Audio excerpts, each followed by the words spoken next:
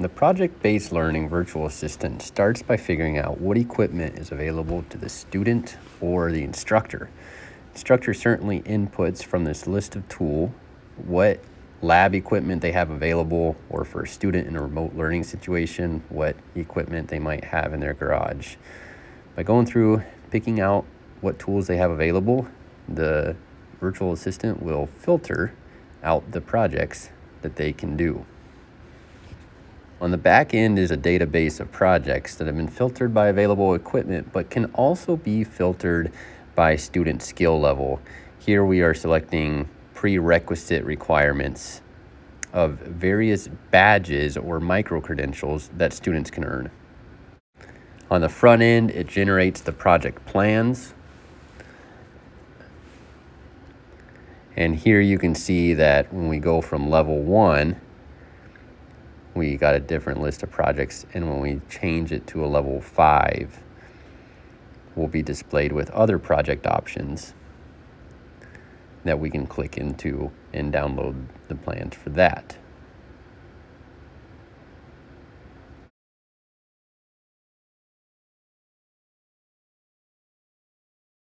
Now, the prerequisites can be teacher created or downloaded from a template of sorts, but these are micro-credentials or badges that the teacher can write out different objectives that students need to complete to earn a wood turning badge. Once they've created the wood turning badge, then they can add those objectives and requirements to the badge, saying things like make a baseball bat, explain wood turning safety, explain the different styles of chucks, etc.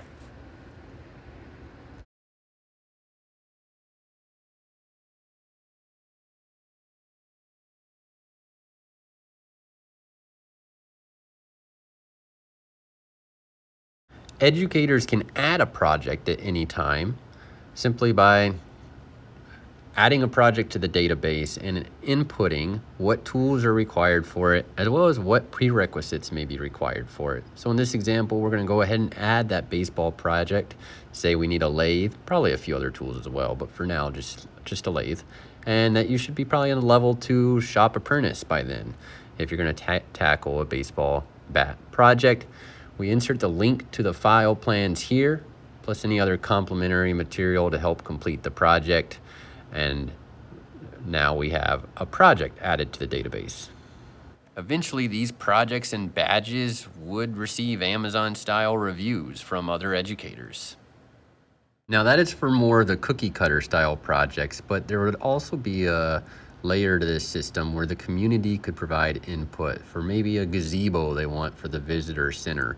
And they could input this request, and this request would then go across the virtual digital assistant would then push this request across the teacher's desk, who could then tag it with tools that would be required to complete the project, as well as skills that would be required.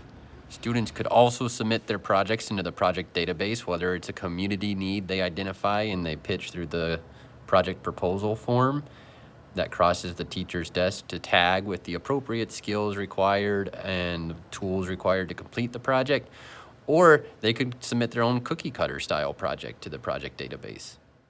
The community inputted requested projects end up on a database that either matches the project to a well-matched student, or it will make the database kind of searchable or shoppable by the students, as they can kind of go through and pick which projects they would like to do.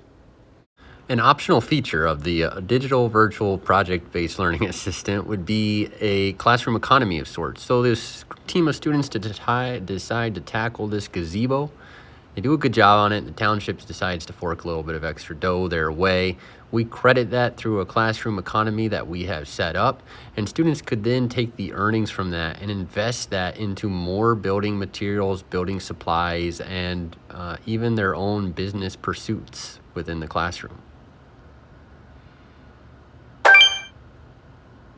The classroom economy optional feature would also link to an online storefront where the more cookie cutter, repeatable projects could be listed and sold there.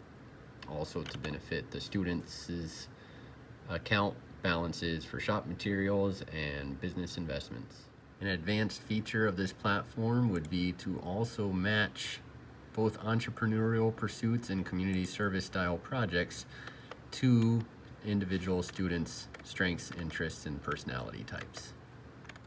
Lastly, this tool would offer the opportunity for crowd feedback. So as projects are completed and students maybe submit some sort of project completion form, there's the option of exposing that gazebo, pictures of it, the process of it to other professionals in the industry who could then provide feedback. So the idea behind this would be basically starting with skilled trades, but it could break into other content areas as well, but easier shattering and dismantling the 4 classroom walls and getting well-matched student meaningful projects and work to across the student's lab to complete.